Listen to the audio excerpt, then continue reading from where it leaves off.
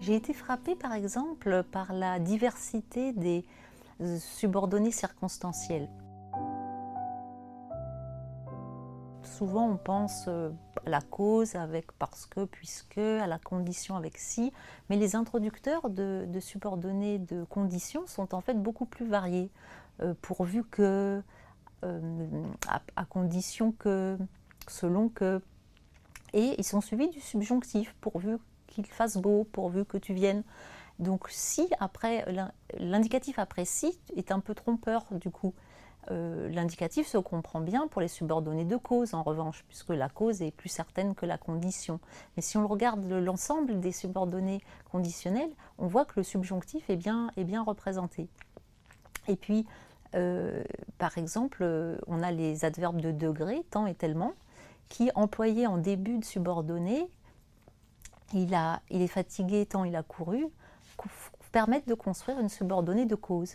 Donc c'est assez étonnant.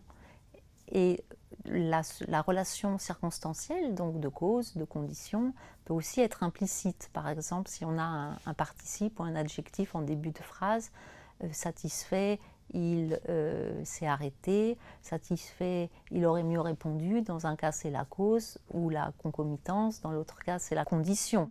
Donc c'est cette grande diversité de moyens d'expression du sens avec beaucoup d'implicites et beaucoup de sous-entendus que nous avons été contentes de mettre au jour. Alors une autre source de découverte concerne les règles d'accord. Donc on pense souvent qu'avec « et », on a une coordination, on a un accord au pluriel.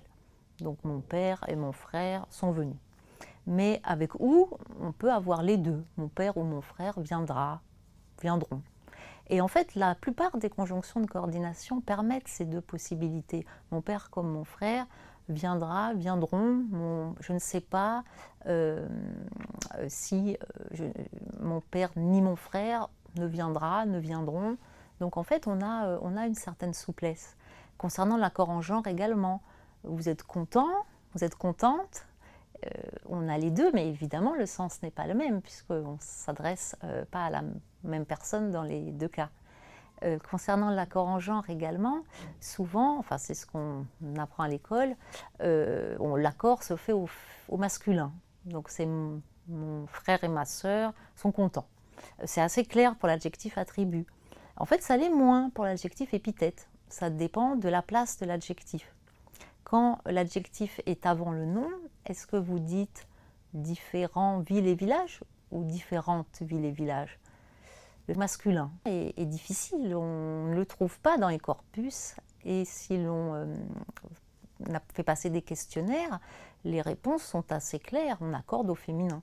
Donc c'est quelque chose qui a été nouveau pour nous et qu'on a voulu expliquer dans cette grammaire. De façon générale, on a été frappé par la diversité des usages et la souplesse que permet ce grand système de la langue qui souvent permet plusieurs options.